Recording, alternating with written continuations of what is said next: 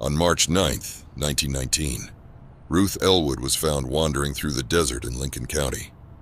She was dehydrated and had strange markings across her body. The doctor who examined her stated in his report that due to her injuries and exposure to the elements, he was astonished that she was still alive. At the time, she refused to talk about what happened to her and was discharged from the hospital a couple of days later. On October 10th, 1919, Ruth visited the local police station. She appeared distressed and anxious and insisted on talking to an officer. This is the report from that interview, in which Ruth gives her first-hand account of what happened those fateful days in the desert during March 1919. Growing up, I loved my father and would have done anything for him.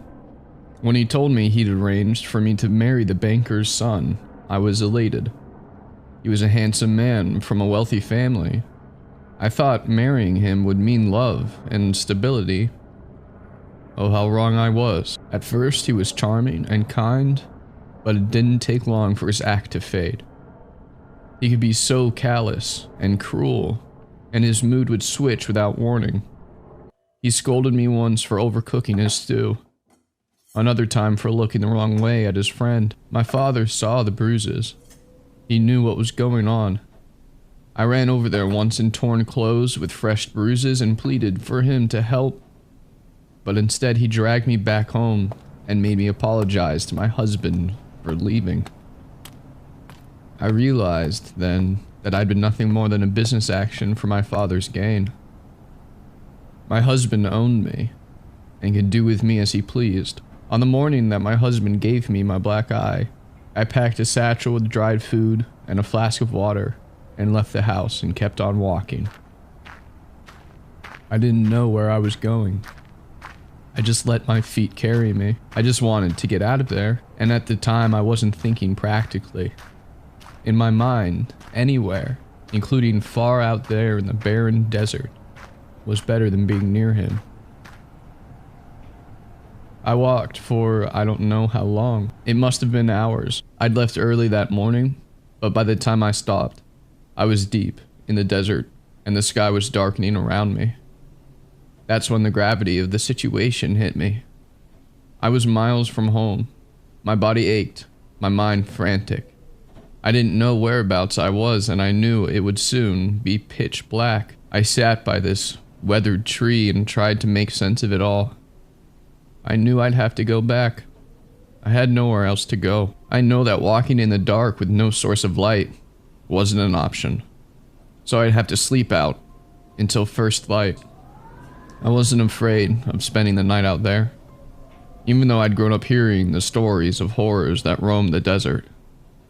Everyone in my town knew someone who disappeared out there. Back then, I didn't believe in those kinds of monsters. As I saw it, I was already living with the real monster. But the horrors I saw out there in the desert turned out to be far worse than I ever could have imagined. As the darkness arrived, so did the cold. The temperature can quickly drop when the sun goes down. I only had a cotton shawl with me that provided only a little warmth. My exhaustion must have been enough. As I fell asleep, I woke up in the pitch darkness and realized my arms were bare. My shawl had gone. Thinking it must have fallen off, I patted my hands around the sand grains and the rough grass, trying to find it. I didn't find anything. Then I touched something else. Something small, with coarse fur, matted with something lumpy. However, the strange thing was that it felt flat. I felt the fur of an animal, but it was lacking any substance to it. I thought it must have been a dried up rodent of some sort, and vultures or foxes had been at it. The mind plays tricks on you when you're unable to see anything, but I kept telling myself it was just a mangled, dead desert wood rat. I dropped it with a squeal.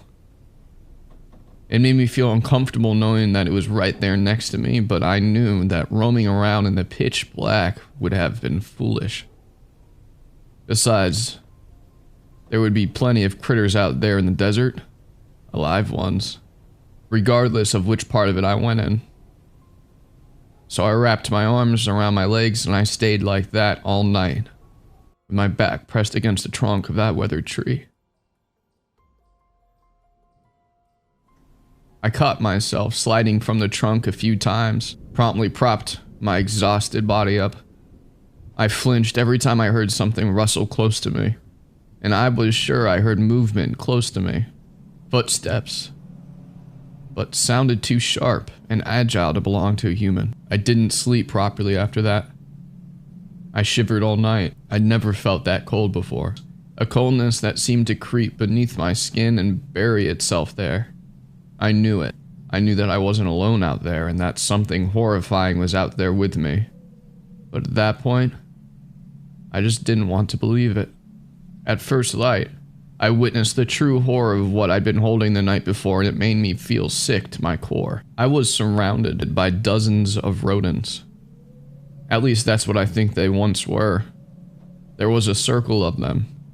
They hadn't been there when I stopped by that tree, so they must have been placed like that. But that wasn't all. The most disturbing part was that all of their innards were missing, as if they'd been sucked straight out. It was just their furry skin, droopy, bloodstained. I'd never seen anything like that before. There were specks of blood in the sand, but not enough. Not nearly enough if the attack had happened there.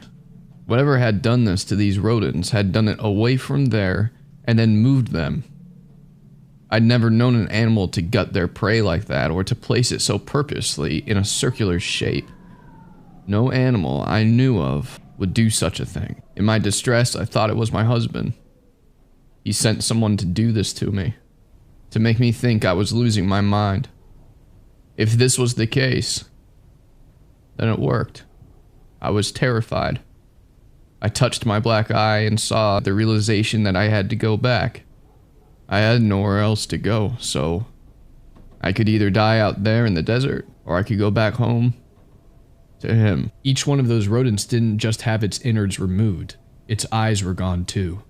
A dark void stared back at me. The one I'd picked up in the night was by my side. I saw maggots in the empty eye sockets, wriggling there, thriving upon the decay.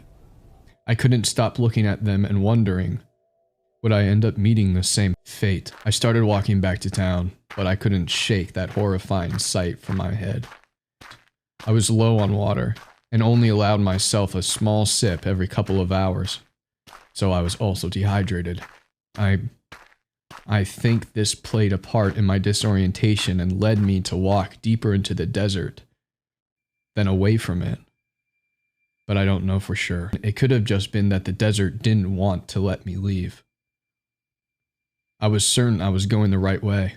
I was certain I saw the church steeple in the background and the uneven outline of the town buildings, but it must have been my own mind playing tricks on me. As I walked, I was aware I wasn't alone out there. Something else was out there with me. I heard these sounds. These strange, deep breathing sounds. I heard movements close by, behind the bursts of tanglehead grass. I thought I was imagining it, but now I know I wasn't. Now I'm certain something was out there watching me. By the time I admitted to myself, I was lost somewhere in the desert. I was down to my last sip of water. My skin was scorched from the sun. My thin leather boots almost worn to nothing. And I was terrified of both the desert and returning this late and in this state to my husband. The thoughts of what he would do to me were even more terrifying than the prospect of another night out here. In that weathered desert plain with whatever it was that did that to those rodents. As I prepared for my second night alone in the desert, I finished my water and made peace with myself. My life hadn't gone the way I envisioned, but there was nothing I could do about that now. As it started to darken, I heard the bird calls close by, dozens of them. I wondered if it was vultures, with their eyes set on me, but I couldn't spot them circling above me. I crouched down behind the tanglehead plant, but I knew it provided little cover. I took my shoes off and studied my blistered feet. When I looked up, I spotted it ahead of me, caught in the grass. It looked like a piece of material. I walked barefoot over to see what it was and gasped. It was a piece of my shawl. I was sure of it. It looked like the material had been torn. It didn't make any sense. It didn't make any sense how it would travel there, especially not in the still air. I turned around and asked if anyone was there, but only silence answered me. I walked along the long grass, trying to find any other signs of my shawl. That's when I saw it. My shawl, or at least some of it. It was tied around this withered, shriveled thing. I reached out to take it, and the shriveled thing rolled over. I didn't just scream. I wailed. It was a human head, at least what was left of it. A man's, I think, but the skin was so scarred and shriveled it was hard to tell for sure. It had this scraggly dark hair sprouting out of it in bursts. Strands and strands of it. Just like the rodents, it had no substance to it. It was this deflated, wrinkled, leathery thing. Its eye sockets were empty. Flies buzzing in the gaps. They were moving dots in the darkness. I'd never seen anything so horrific. It was so disgusting I couldn't help but vomit. Then I clutched my hands over my mouth and started running, barefoot. I just don't know what did that to that person, or where the rest of their body was. My heartbeat echoed so loudly it masked my footsteps, but it didn't mask my fear. I just didn't understand why that head was wrapped in my shawl.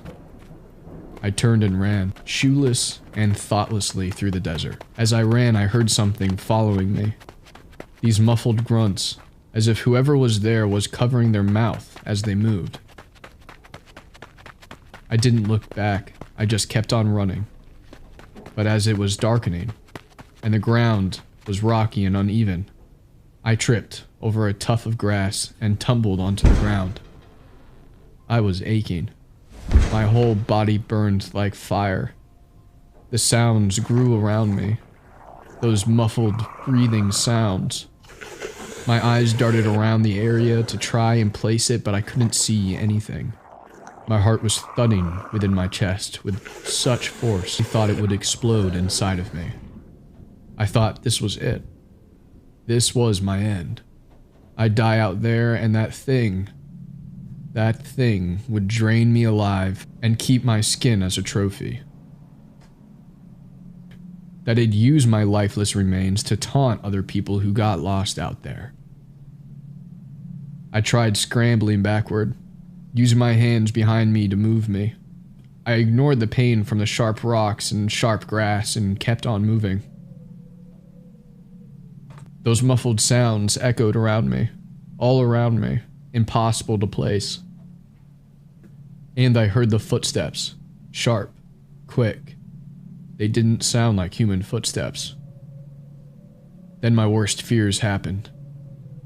Something stepped out of the darkness and moved toward me.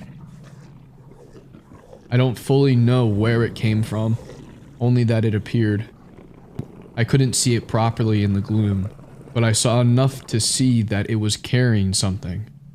A body. A deflated, withered, rotting body. Bits of torn fabric were stuck in the rotting teeth. It hung in this thing's arms like it was nothing more than a coat. I couldn't move at this point. I was completely frozen in fear. I clasped my filthy hands over my mouth to stop my screams of despair, but it didn't matter. It already saw me. As it moved toward me, I saw the being's bottom half. This thick layer of black feathers, and instead of feet, it had talons.